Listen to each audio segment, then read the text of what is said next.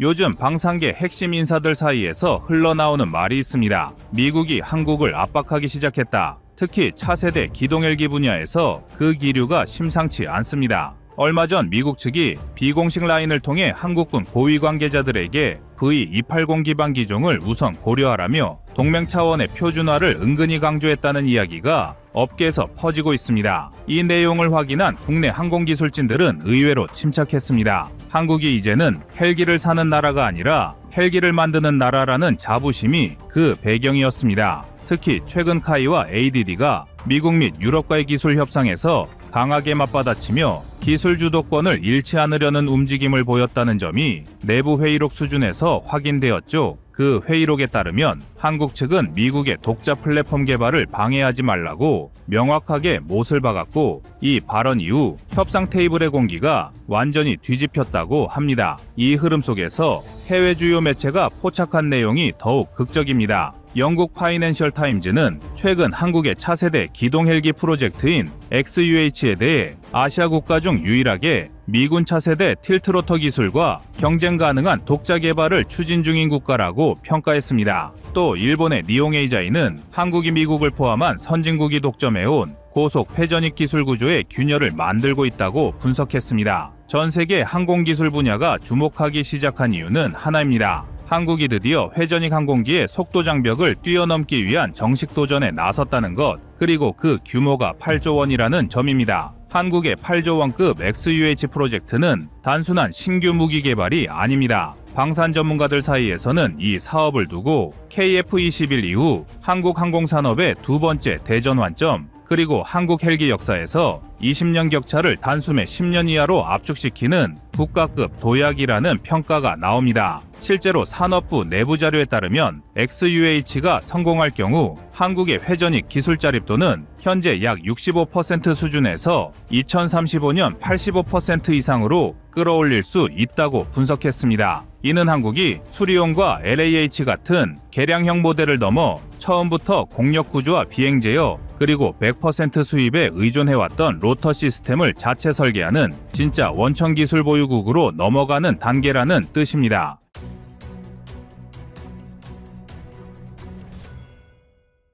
해외 언론들도 한국이 XUH 개발을 공식화한 순간의 의미를 무겁게 바라보고 있습니다. 미국 디펜스 뉴스는 한국이 새로 건드리기 시작한 기술은 미국, 러시아, 유럽 3국 체제를 흔들 잠재력을 가진 분야라고 분석했습니다. 그동안 회전익 항공기의 속도 한계는 로터 끝단위 음속에 접근할 때 발생하는 충격파 때문에 해결이 어려웠지만, 틸트로터와 동축 반전 같은 새로운 방식은 이 한계를 완전히 무너뜨리고 있습니다. 이런 기술 구조에 한국이 첫 발을 들였다는 사실 자체가 전 세계 항공업계에서 극적인 반향을 일으키기 시작한 것이죠. 국내 상황도 마찬가지입니다. 합참, 육군, 공군 모두 XUH의 필요성을 강하게 제기 중입니다. 특히 연합작전 관점에서 보면 한 가지 사실이 군 관계자들의 마음을 더욱 급하게 만들고 있습니다. 미국이 UH-60을 대체하는 차세대 헬기로 V-280 벨러를 이미 선택해버렸다는 것. V-280은 속도 시속 520km, 항속거리 약 3,900km, 과거 블랙호크보다 2배 빠르고 2배 멀리 날아가는 괴물 같은 기체입니다. 이 상황에서 한국군만 구형 기동헬기 체계를 유지하는 건 사실상 전력 공백을 스스로 만드는 것과 같다는 우려가 강해졌습니다. 그래서 한국은 결정을 내렸습니다. 미국의 압박을 그대로 수용하지 않고 기술 이전 조건을 따르지 않는 상태에서 기체만 구매하지도 않고 그렇다고 독자 개발을 포기하지도 않는 아주 특수한 길을 택했습니다. 바로 미국과 협력하되 종속되지 않고 배후대 통제권은 잃지 않는 방식입니다. 이 접근 방식은 2010년대 KF-21 개발 초기에 한국이 F-35 측과 기술 이전 협상에서 겪었던 아픈 경험에서 비롯되었습니다. 당시 미국이 4개 핵심 기술 이전을 거부하며 사업 전체가 흔들렸던 기억이 아직도 한국 항공업계 내부에서는 교훈처럼 남아 있습니다. 카이 내부 기술 전략 문서에서는 이 사건을 두고 기술 주권의 중요성을 뼈저리게 깨달은 시점이라고 명시할 정도입니다. 바로 이런 흐름 속에서 XUH가 등장했습니다. KF-21이 한국 전투기 기술의 국산화라는 하나의 시대를 열었다면 XUH는 한국 헬기 기술을 세계 최전선으로 끌어올릴 두 번째 혁명이 될 수 있는 사업입니다. 이번 사업이 특별히 강한 관심을 받는 이유는 기술적 도전 때문만이 아닙니다. 개발비만 8조 원, 사업 기간은 최소 15년 이상, 기술 난이도는 KF-21보다 더 높다는 분석까지 나오고 있습니다. 방산업계에서는 XUH를 한국 항공산업이 감당할 수 있는 최대치의 모험이라고 평가합니다. 이 한 번의 선택이 향후 20년의 헬기 시장에서 한국의 위치를 완전히 바꿔놓을 가능성이 높기 때문입니다. 한국의 XUH 사업을 실제로 견인하는 핵심은 외부에서 보기 어려운 기술 의사결정 구조입니다. 공개된 정보는 대부분 형식적이지만 내부에서는 세 가지 구조에 대한 정밀 검증이 이미 끝나가고 있다는 이야기가 나오고 있습니다. 현재 ADD와 카이 내부 평가 결과는 기술 성숙도, 재료 피로도, 고속 비행 시 진동치,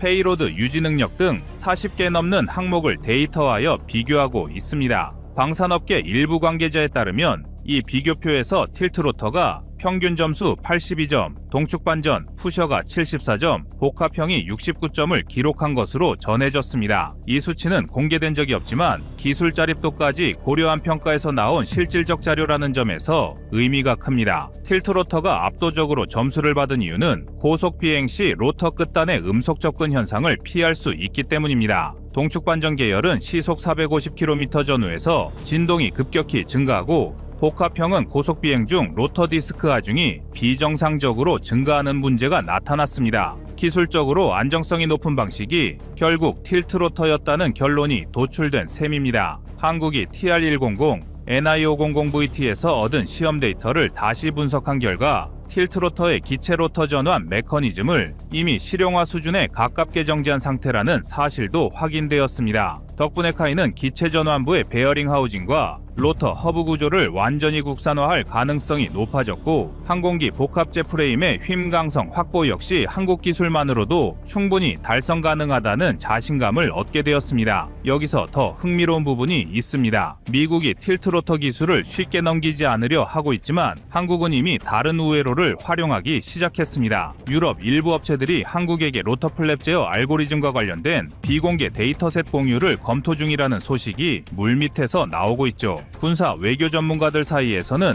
이를 두고 한국이 미국 의존도를 낮추는 결정을 하기 시작했다는 분석이 나옵니다. 심지어 일본 방위산업 전문가들은 최근 세미나에서 한국은 차세대 헬기 시장에서 유럽의 전략적 파트너가 될 수 있다는 평가를 내놓았습니다. 이는 한국이 최소 2개 이상의 기술 협력 루트를 확보함으로써 미국의 독점적 지위를 견제하고 있다는 뜻입니다. 또 하나 주목할 지점은 한국이 XUH를 통해 확보하려는 미래교전 구조입니다. 카이 내부 문건에 따르면 XUH 개발 과정에서 유무인 복합 전투 체계에 레벨 4 구현을 전제로 설계가 진행되고 있습니다. 즉, XUH는 단독 기체가 아니라 주변에서 호위 및 정찰을 수행하는 무인 헬기 2대에서 4대를 자동 통제하는 능력을 갖추게 됩니다. 이 군단형 편대 구성은 이미 ADD가 차기 군단급 무인기의 고출력, 데이터 링크 시험에서 구현한 기술과 연결된 것으로 보입니다. 또한 XUH의 목표 탑재 중량은 약 6톤 이상, 작전 방향은 500km 이상,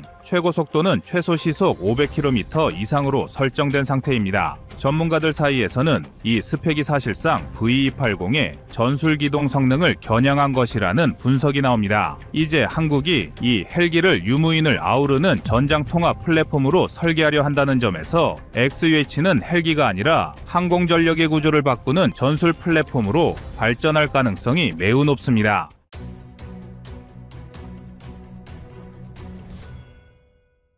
다음은 25년 8월 9일 한국 새로운 전자전기 개발 영상입니다. 마침내 대한민국이 제대로 된 전자전기를 개발합니다. 2023년 4월 방추위가 사업 추진을 승인하며 3조 7천억 원 규모의 예산을 배정했고 올해 7월 방위사업청은 첫 1조 8천억 원 집행과 함께 플랫폼을 봄바르디에르 글로벌 6500으로 확정했습니다. 항속거리 1만 킬로미터, 채공 11시간에 G6500에 LIG 넥스1, 한화 시스템이 개발할 제밍 장비를 얹으면 서울 상공에서도 250km 밖 평양 레이더와 통신을 한 번의 먹통으로 만드는 원거리 스탠드오프 전자전이 현실화됩니다. 미 해군이 EA-18G를 대체할 차세대 기체로 역시 비즈니스 제트 기반을 쓰듯 우리도 전투기 호위형이 아닌 고고도 광격 지원형을 선택해 작전 방향과 생존성을 극대화한 겁니다. 결국 이 전자전기는 F-35A, KF-21 편대가 떠나기도 전에 북방공망을 무력화해 압도적 제공권을 담보하며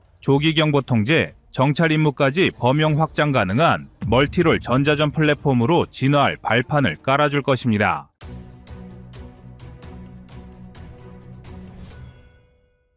작전 개념은 스탠드오프 네트워크 전자전입니다. 전자전기가 12km 고도에서 250km 떨어진 표적에 저출력 탐지빔을 뿌려 위협 파라미터를 수집하고 곧바로 30초 내 AI 알고리즘이 교란 패턴을 산출해 초광대역 펄스를 투사합니다. 같은 시간 슬로트에 KF-21과 F-35A가 순차 돌입하면 통신, 센서, 무인기 링크가 한꺼번에 끊긴 디지털 블랙아웃이 발생하고 공군은 최대 11분의 공격 창문을 확보하게 됩니다. 미 육군이 같은 G6500 플랫폼으로 운용 중인 ARES가 지상 표적 인지용 감지빔을 쓰는 것과 달리 한국형 블록2는 적 레이더 반응까지 실시간 학습해 맞춤형 교란을 반복한다는 점이 특징입니다. 한국 공군의 차세대 전장 환경은 이미 전파지배 경쟁으로 옮겨갔습니다. 이 변화의 한복판에서 한국형 전자전기는 단순한 지원기가 아니라 탐지, 지휘, 타격을 하나로 묶어 적의 판단 시간을 빼앗는 타임 디스플레이서 역할을 맡게 됩니다. 걸프전과 유고전에서 확인된 대공망 붕괴 시나리오는 30년이 넘은 이론이지만 북한, 중국, 러시아가 최신 디지털 레이더로 재무장한 지금은 대응 속도와 스펙트럼 확장력이 승패를 가릅니다. 그래서 방위사업청이 선택한 해법은 전투기형 포드가 아닌 고고도 스탠드오프 플랫폼입니다. 빔포밍, 지능형 신호분석, AI 기반 위협 라이브러리를 실시간 업데이트할 수 있는 19인치 미션렉 열네 세트를 비즈니스 제트 동체 삽입하고 공기흡입 계통을 확장한 뒤 페리미터형 액티브 어레이를 좌우 동체선 상단에 매달아 0.5에서 18GHz 대역을 동시에 다중빔 처리합니다. 미션렉당 평균 소비 전력은 8kW이며 전체 시스템은 115kVA급 환경 제어로 유지되며 오실레이터 상잡음을 마이너스 120 데시벨 캐리어 퍼 헤르츠까지 억제해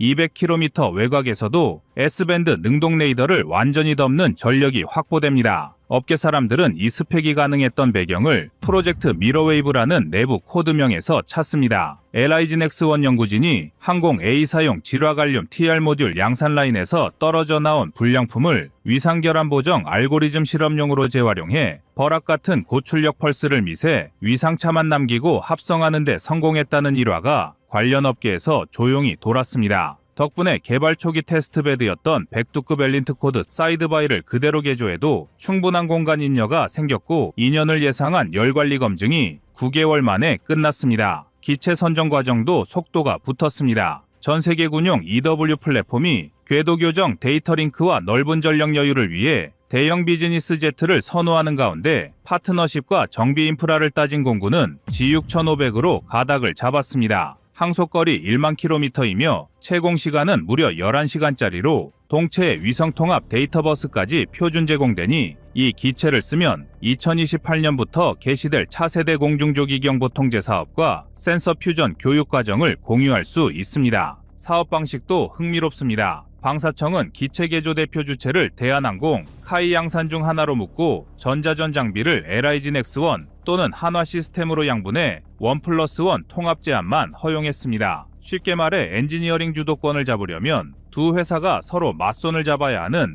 강제 협업 구조입니다. 업계는 이를 두고 2010년대 후반 KF-X 개발 과정에서 악명 높았던 주계약으로 인한 하도급 갈등을 사전에 차단하려는 방책으로 해석합니다. 실제로 대한항공, LIGNX1 컨소시엄과 카이, 한화시스템 컨소시엄 모두 2025년 7월 말 공고 예정인 1조 9,206억 원 규모 시제 계약을 노리고 마지막 설계 검증 자료를 정리 중입니다. 기체 개조가 시작되면 군산, 사천, 김해 3기지가 순차적으로 전자전 전용 피팅존으로 변신합니다. 사천에는 이미 G6500 날개, 보링 장비를 설치할 준비가 끝났고 군산은 미 공군공여부대 잔여경 납고를 개조해 쉘터드 안테나 테스트 센터를 마련했습니다. 무엇보다 의미 있는 변화는 작전 개념입니다. 이 기체는 적 방공망 최전선 위를 뚫고 들어가는 전투기 호위형이 아니라 작전구역 외곽 상공에서 저출력 탐지빔으로 적 레이더 파라미터를 실시간 채집한 뒤 적이 요격기를 출격시키기 전에 초광대역 전력 펄스를 투사해 스펙트럼을 늪처럼 만들어버립니다. 이후 KF-21과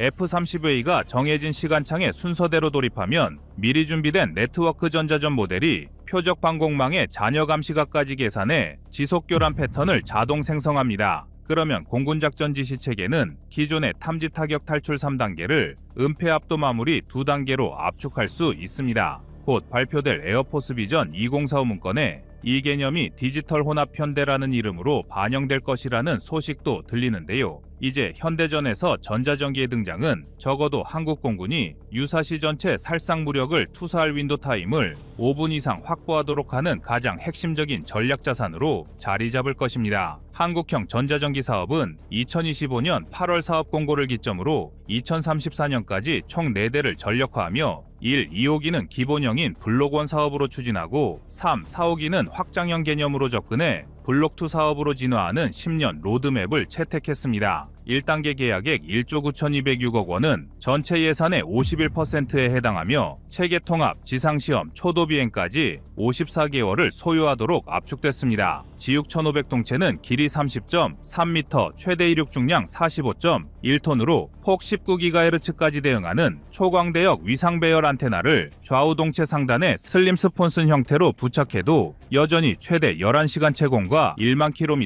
항속을 유지합니다. 개조 설계에서 핵심은 270kVA급 보조 동력 장치와 3톤급 액체 냉각팩을 주익 뒤세 분산 배치해 열과 전력 여유도를 45% 이상 남겼다는 점인데, 이 수치는 동급 비즈니스 제트 기반 인무기 평균인 30%대보다 한 세대 진보한 구성입니다. 제밍 탑재장은 3.2 곱하기 1.1m, 모듈 8개로 나뉘어 장, 단주기 교란을 동시에 수행합니다. LIG Nex1은 GAN TR 모듈 1만 3,000개를 활용해 최대 유효 방사 출력 850kW를 확보했고, 한화 시스템은 동일 슬롯에 AI 기반 신호도청, 분석렉을 삽입해 블록2부터 제밍 인센스 능력을 제공할 계획입니다. 두 기업은 동일 규격의 렉 인터페이스를 공유하기로 합의해 왕복 정비 주기를 450시간에서 320시간으로 단축했습니다. 한국은 그 외에 해외에 좋은 사례도 벤치마킹 대상으로 삼았습니다. L3 에리스가 나토 23 후속으로 제안한 G6500CAEW는 3.5톤 임무 장비와 동시 360도 감시 레이더를 얹고도 10시간 채공을 증명했는데, 우리 국방과학연구소는 이 시험 데이터를 구매해 센서 퓨전 코드를 역검증한 뒤 하이브리드 전자전 시뮬레이터를 구축했습니다. 덕분에 전자전기의 소프트웨어 시험 공간이 KF-21 통합시험실과 공유되어 연간 5억 원가량 시험 비용이 절감됩니다. 여기에 아주 흥미로운 비화가 하나 있습니다. LIG Nex1 프로젝트 미러웨이브 팀은 초기 열폭주 문제를 해결하려다 우연히 TR 모듈 불량품을 평면 배열 대신 원통형 냉각핀의 세축으로 고정해 위상 오차를 평균 17도 줄이는 방법을 발견했습니다. 이를 통해 안테나 한 면당 출력 손실을 8% 이상 줄였고, 덕분에 항공기당 배터리팩 110kg을 감량할 수 있었습니다. 이를 통해 블록2 이후 확장 계획도 잡혀 있습니다. 2035년부터는 디지털 비콘, 사이버 전송 모듈을 탑재해 적 전술 데이터 링크에 가짜 임무 지령을 삽입하는 사이버 전자전까지 아우르며 1호기와 2호기는 좌석 6석을 제거하고 5인 사이버 셀을 추가할 예정입니다. 이런 선진화된 기술은 수출 가능성도 높이고 있는데요. 봉바르디에가 올 1월 미국 육군에 G6500 기반 정찰기를 납품하면서 플랫폼 인지도가 급상승했고, 말레이시아, 인도, 아랍에미리트가 2030년 이후 AWACS 대체 수요를 검토 중입니다. 방사청과 K방산 수출지원단은 CJ3봉이로 체계 개발 인증과 동시에 해외 시험 비행을 돌리는 투트랙 전략을 추진해 첫 수출 목표 시점을 2037년으로 잡았습니다. 마지막으로 이제 한국에 남은 건 ITAR 규제와 탑재, SW 보안성입니다. 또 전자파 인체 영향 시험이 세대 난관인데, 방사청은 미국 EAR-99를 품목 지정해 CCL 예외 적용하였습니다. 현재는 MIL STD 사육사의 초과 성능 확보를 목표로 표준화를 진행 중입니다. 이러한 전략적 통합 노력이 완성되면 한국형 전자전기는 북방방공망 붕괴 시나리오의 첫 페이지를 넘어 동북아 전자기 스펙트럼 주도권을 한국 손에 쥐어줄 핵심 전력으로 자리매김할 것입니다.